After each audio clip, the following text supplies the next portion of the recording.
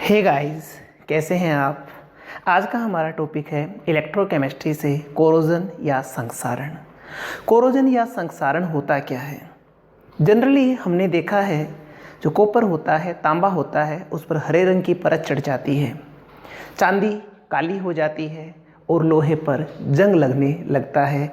इसे ही कहते हैं कोरोजन, यानी धातु की सतह पर मेटल है उसकी सतह के ऊपर ऑक्साइड की परत का बनना ही कोरोजन या संक्षारण कहलाता है।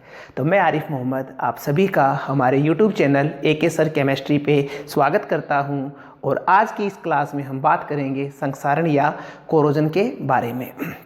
देखिए, जो ऑक्साइड की परत मेटल के ऊपर बन रही है, उस ऑक्साइड की परत बनने के कारण जो मेटल की वैल्यू होती है वो कम हो जाती है। क्यों? क्योंकि अगर कॉपर की बात करें तो उसकी जो आभा होती है, शाइन होती है, वो ख़त्म हो जाती है। चांदी भी काली पड़ जाती है और इसमें जो सबसे हार्मफुल है वो है लोहे पर लगने वाला जंग, जिसके कारण लोहा नष्ट ही हो जाता है। तो इसी संक्षारण में हम जो टॉपिक यहाँ पिक करेंगे वो करेंगे लोहे पे जंग लगना। लोहे पे जंग लगने के कारण प्रतिवर्ष हमारे देश की मैं बात करूँ तो करोड़ों रुपए की संपत्ति नष्ट हो जाती है, पुल खराब हो जाते हैं, जहाज़ों में जंग लग जाता है, जो मशीनें हैं, कल कारखाने हैं, वहाँ की बहुत ही प्रीशियस जो महंगी मशीनें वो ख़राब हो जाती है। वही जंग लगने की पूरी जो घटना है उसके बारे में हम आज यहाँ बात करेंगे। अब ये जंग लगने की जो प्रोसेस है इसको हम डिस्कस कर रहे हैं इलेक्ट्रोकेमिस्ट्री में। तो यहाँ पे कुछ ना कुछ इलेक्ट्रोकेमिस्ट्री रिलेटेड प्रोसेस होती है जिसके बारे में हम यहाँ पे बात करेंगे। तो हम डिस्कस करेंगे संक्षारण, और संक्षारण में डिस्कस करने वाले हम लोहे पर जंग लगना। ठीक है, ओके, तो शुरू करते हैं टॉपिक। सबसे पहले electrochemical theory of corrosion. Electrochemical theory of corrosion, यहाँ पे जो इलेक्ट्रोकेमिकल वर्ड यूज़ किया गया है इसके बारे में हम पूरा डिस्कस करेंगे। और इसमें जो एग्जाम्पल हम लेने वाले हैं वह है rusting of iron. Rusting of iron, इसके बारे में हम पूरी की पूरी बात करेंगे। यानी लोहे पे जंग किस प्रकार से लगता है उसको हम यहाँ पे डिस्कस करेंगे। ठीक है, ओके।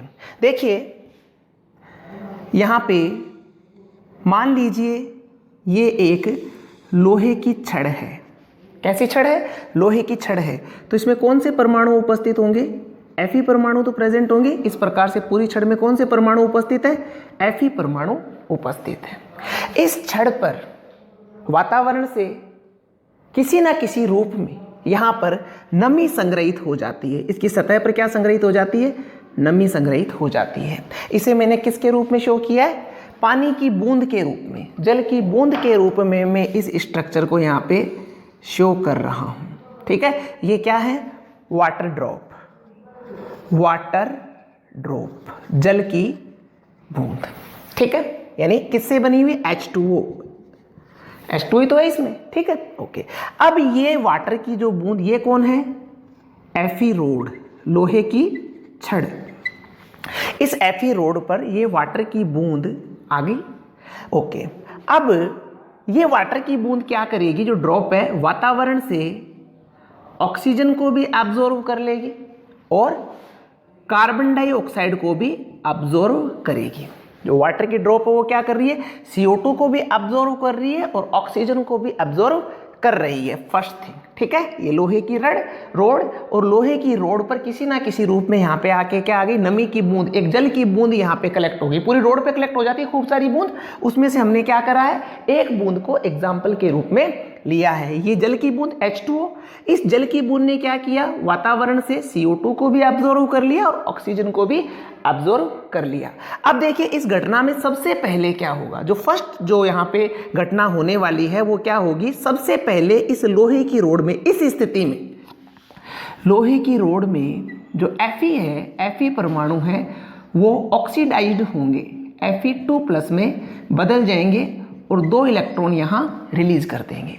जो ये आयरन परमाणु आप यहाँ पे देख रहे हैं, ये आयरन परमाणु क्या करेंगे, Fe2+ में ऑक्सीडाइज्ड हो जाएंगे। क्यों कह रहे हैं ऑक्सीडाइज्ड, क्योंकि यहाँ पे ऑक्सीडेशन नंबर में वृद्धि हो रही है और 2 इलेक्ट्रॉन यहाँ रिलीज कर देंगे। जैसे ये Fe2+ में बदलेगा, मान लीजिए यहाँ पे अपन ऊपर वाले 2 Fe ले लेते हैं, 2 Fe परमाणु ले लेते हैं। 2 Fe परमाणु क्या बना रहे हैं, 2 Fe2+ बना रहे हैं और कितने इलेक्ट्रॉन रिलीज कर रहे हैं, 4 इलेक्ट्रॉन रिलीज कर रहे हैं। ठीक है, अब जैसे ये Fe2+ में बदलेंगे तो ये कहाँ चले जाएंगे, जल की बूंद में चले जाएंगे, वाटर ड्रॉप में चले जाएंगे ना। ठीक है, तो यहाँ पे क्या होगी, ये स्थान यहाँ पे जो Fe परमाणु थे वो यहाँ से हट चुके हैं, इस स्थान से Fe परमाणु हट चुके हैं और कहाँ चले गए, वाटर ड्रॉप में Fe2+ के रूप में चले गए। साथ ही दोनों से जो Fe2 परमाणु है 2+ बना तो कितने इलेक्ट्रॉन रिलीज हुए, भाई 2 Fe थे उसे 2 Fe2+ बना तो इलेक्ट्रॉन कितने रिलीज हुए, 4 इलेक्ट्रॉन। ये 4 इलेक्ट्रॉन भी इस वाटर ड्रॉप में चले जाते हैं। फर्स्ट कंडीशन क्या हुआ, एक रोड है, रोड पे जल की बूंद दिख रही है आपको, इस जल की बूंद ने वायुमंडल से CO2 और ऑक्सीजन कलेक्ट कर रखी है। इसी समय यहाँ पर जो रोड के Fe परमाणु है ये Fe2+ में ऑक्सीडाइज्ड होते हैं, क्योंकि यहाँ पे ऑक्सीकरण हो रहा है। तो ये घटना जहाँ हो रही है उसको मैं क्या बोल सकता हूँ, एनोड बोल सकता हूँ। ऑक्सीडेशन किस पे होता है, एनोड पे होता है, ठीक बात है। ओके, अब देखिए नेक्स्ट, यहां पे जो ये आप CO2 देख रहे हो, जो वायुमंडल से इसने जल की बूंद ने अवशोषित करी है, ये CO2 और H2O, CO2 प्लस H2O मिलके किसका निर्माण करेंगे, H2CO3 कार्बनिक एसिड, कार्बनिक एसिड एक अम्ल का निर्माण किया है। मिलके क्या बना लिया इसने, एक अम्ल बना लिया। CO2 और इस CO2 और इस H2O ने किसका फॉर्मेशन किया है, कार्बनिक एसिड का। एसिड क्या करता है, H+ देता है। ठीक है, तो इसका डिसोसिएशन कैसे दिखा सकते हैं हम, H2CO3 किस में टूटेगा, 2H+ और CO3 2-, यही तो होगा, है ना। अब यहाँ पे क्या प्राप्त हुआ हमें, H+ प्राप्त हुए हैं। ठीक है, ओके। अब देखिए ये H+ कहाँ है, इस ड्रॉपलेट में है। ओके, यहाँ पे ऑक्सीजन भी प्रेजेंट है और इस Fe के द्वारा त्यागे गए इलेक्ट्रॉन्स भी है। इस ड्रॉप में क्या क्या प्रेजेंट है, H+ आयन जो हमें यहाँ पे इस एसिड से प्राप्त हुए वो भी इस ड्रॉप में उपस्थित है। ठीक है, इलेक्ट्रॉन्स जो त्यागे गए थे वो भी इस ड्रॉप में उपस्थित है और ऑक्सीजन भी यहाँ प्रेजेंट है। तो अब देखिए यहाँ पे क्या होगा, ऑक्सीजन इन H+ आयनों की उपस्थिति में इन इलेक्ट्रॉनों को ग्रहण करेगी। ऑक्सीजन क्या कर रही है, इन H+ आयनों की उपस्थिति में इन इलेक्ट्रॉन्स को ग्रहण कर रही है और फॉर्म कर रही है H2। क्या बना रही है, H2O बना रही है। अब इस इक्वेशन को हम बैलेंस कर लेते हैं कि किस प्रकार से बैलेंस होगी। देखिए कितनी ऑक्सीजन है, 2 है, तो यहाँ पे भी कितनी ऑक्सीजन होनी चाहिए, 2 होनी चाहिए। H कितने हैं, 4, तो यहाँ पे भी H+ कितने होने चाहिए, 4 होने चाहिए। ये हमारी बैलेंस इक्वेशन आ गई। अब यहाँ पे देखिए क्या हो रहा था, लॉस ऑफ इलेक्ट्रॉन, इलेक्ट्रॉन त्यागे जा रहे थे, लॉस ऑफ इलेक्ट्रॉन यानी क्या हो रहा था, ऑक्सीडेशन, ऑक्सीडेशन, इसलिए हमने इसको क्या बोल दिया था, एनोड। अब यहाँ पे क्या हो रहा है, गेन ऑफ इलेक्ट्रॉन यानी इलेक्ट्रॉन एक्सेप्ट किए जा रहे हैं, तो इसको हम क्या बोल दें, कैथोड। क्या कह दें इसको, कैथोड। ओके, कैथोड पे क्या हो रहा है, gain of electron, gain of electron, और इस जो प्रोसेस है उसको क्या कह देंगे, रिडक्शन। क्या हो रहा है, रिडक्शन, क्योंकि इलेक्ट्रॉन गेन हो रहे हैं। आ रही है बात समझ में, ठीक है, ओके। वैसे भी देख सकते हो यहाँ पे Fe का ऑक्सीकरण अंक 0, यहाँ पे 2+, ऑक्सीडेशन नंबर में क्या हो रही है, वृद्धि, ऑक्सीडेशन। यहाँ पे O2 का ऑक्सीडेशन नंबर 0, यहाँ पे O का ऑक्सीडेशन नंबर -2, ऑक्सीडेशन नंबर में क्या आ रही है, कमी, मींस रिडक्शन। तो एनोड और कैथोड पे होने वाली हमने यहाँ पे रिएक्शंस लिख दी। अब देखिए इस एनोड और कैथोड पे होने वाली रिएक्शन, यानी ये एक इलेक्ट्रोड है और इलेक्ट्रोड है तो वहां पे इलेक्ट्रोड पोटेंशियल भी क्रिएट होगा। तो यहाँ पे जो इस इलेक्ट्रोड पोटेंशियल की वैल्यू दी गई है हमें इस जगह पे, यानी E क्या, E Fe2+, इसकी वैल्यू हमें यहाँ प्रोवाइड कराई गई है -0.44 वोल्ट। Fe से क्या बन रहा है, Fe2+, और इसकी वैल्यू क्या कराई है हमें प्रोवाइड, -0.44 वोल्ट। और इसी प्रकार से इस इलेक्ट्रोड के लिए भी हमें इलेक्ट्रोड पोटेंशियल प्रोवाइड कराया है, E0 = O2 H plus H2O और इसकी वैल्यू है 1.23 वोल्ट। जो स्टैंडर्ड कंडीशन में वैल्यूज हमें बता दी गई यहाँ पे कितनी कितनी है, ठीक है। ये भी रिडक्शन फॉर्म में लिखेंगे ना, इसको अपन SRP लेते हैं हर जगह पे, तो Fe2 प्लस Fe लिखेंगे इसको, ठीक है। ओके, तो माइनस 0.44 वोल्ट। अब देखिए हमारे पास में एनोड के इलेक्ट्रोड पोटेंशियल की वैल्यू आ गई, कैथोड की आ गई, तो क्या हम ई नोट सेल ज्ञात कर सकते हैं? बिल्कुल कर सकते हैं। हम क्या लिखेंगे?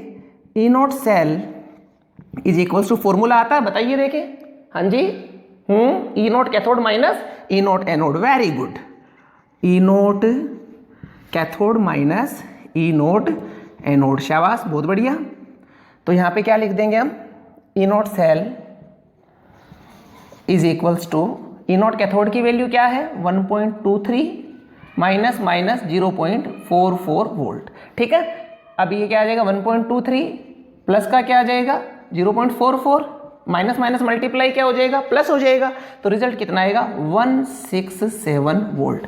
अब यहाँ पे देखिए, इस जंग लगने की, लोहे पे जो जंग लग रहा है, इस जंग लगने की घटना में एनोड कैथोड बन रहे हैं, इलेक्ट्रोड पोटेंशियल भी आ रहा है, सेल पोटेंशियल भी आ रहा है, यानी जैसा हमने इलेक्ट्रोकेमिकल सेल में देखा था वो सारी घटनाएं यहाँ पे हो रही है। इसीलिए लोहे पर जो जंग लगने की घटना है उसे इलेक्ट्रोकेमिकल घटना के नाम से जाना जाता है, यानी इसमें इलेक्ट्रोकेमिकल सेल का निर्माण होता है। देखिए बोर्ड एग्जाम में थ्योरेटिकल क्वेश्चन ये पूछा जा सकता है कि लोहे पर जंग लगने में एक इलेक्ट्रोकेमिकल सेल का निर्माण होता है, विद्युत रासायनिक सेल का निर्माण होता है, कथन को स्पष्ट करिए। तो ये उसका पूरा का पूरा स्पष्टीकरण होगा और यहाँ पे ई नोट सेल की वैल्यू होगी 1.67। इसको छाप लीजिए, उतार लीजिए, फिर आगे बात करते हैं।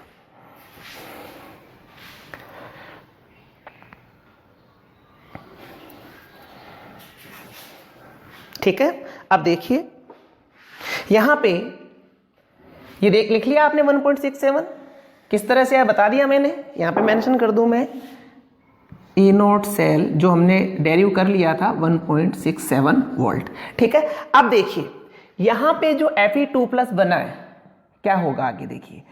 Fe2 प्लस जो फॉर्म हुआ है ये है ऑक्सीजन के प्रेजेंट में वाटर से क्रिया करेगा, या मैं कहूं वाटर की प्रेजेंट में ऑक्सीजन से क्रिया करेगा, दैट इज मच बेटर, ठीक है। यहां पे Fe2 प्लस यहां पे आ गए ना, इस छड़ में से Fe2 प्लस निकले, कहां चले गए? बूंद में चले गए, वाटर ड्रॉप में चले गए। Fe2 प्लस वाटर ड्रॉप में क्या प्रेजेंट है? ऑक्सीजन भी प्रेजेंट है और H2O तो है ही। तो अब ये Fe2 प्लस वाटर की प्रेजेंट में ऑक्सीजन के साथ में क्रिया कर रहा है, और ऑक्सीजन के साथ में क्रिया करके क्या बना रहा है? देखिए ये फॉर्म कर रहा है Fe2O3, यानी यहां पे इसका ऑक्सीडेशन नंबर कितना था? 2 प्लस, यहां पे ऑक्सीडेशन नंबर कितना आ गया? Fe का 3 प्लस, फेरिक बन गया ना, 3 प्लस ऑक्सीडाइज्ड हो गया, और साथ में यहां पे H प्लस आयन भी प्राप्त होते हैं। और ये H प्लस आयन क्या करेंगे? आगे इस फॉर्म में काम में आते रहेंगे इस तरह से, ठीक है। तो यहाँ पे H प्लस का भी निर्माण होता है। अब हम इसे बैलेंस कर लेते हैं कि बैलेंस क्या होगा इसका, देखिए।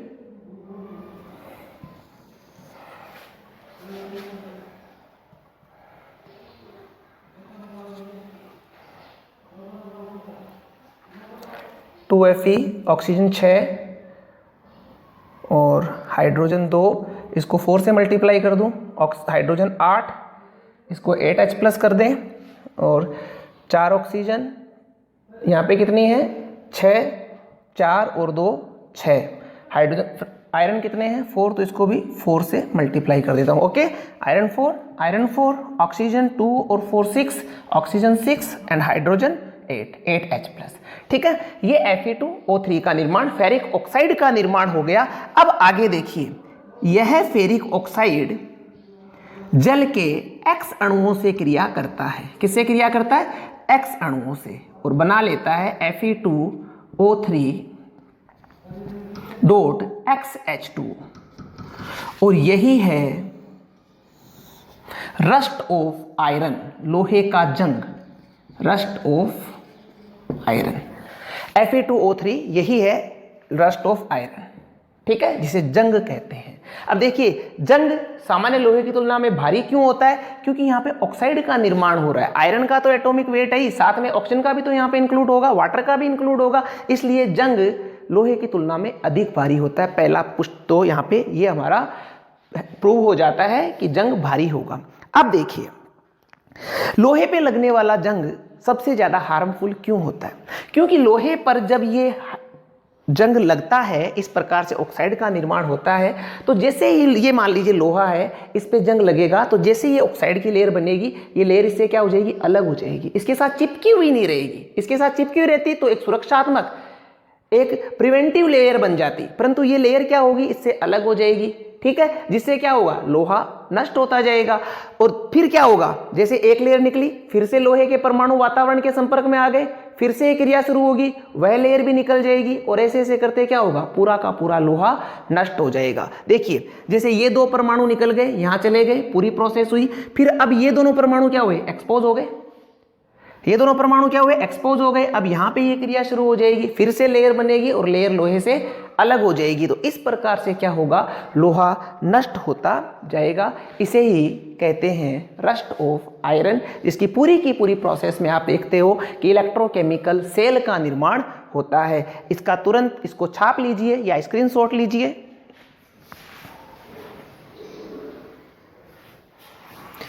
ठीक है, आगे कुछ एक उपाय आपको बताता हूं कि क्या कोरोजन से लोहे को बचाया जा सकता है। बचा सकते हैं, कोशिश कर सकते हैं।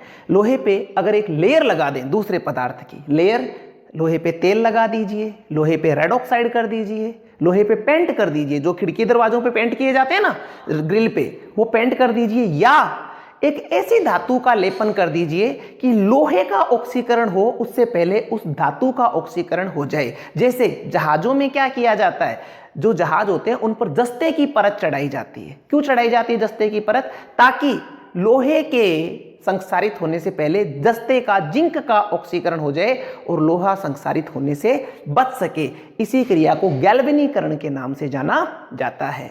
तो गाइज, आज की क्लास में इतना ही। मिलेंगे नेक्स्ट क्लास में नए टॉपिक के साथ। बने रहिए हमारे साथ और वीडियो को लाइक जरूर कर देना ताकि एक पॉजिटिव फीडबैक हमें मिले। Thank you very much.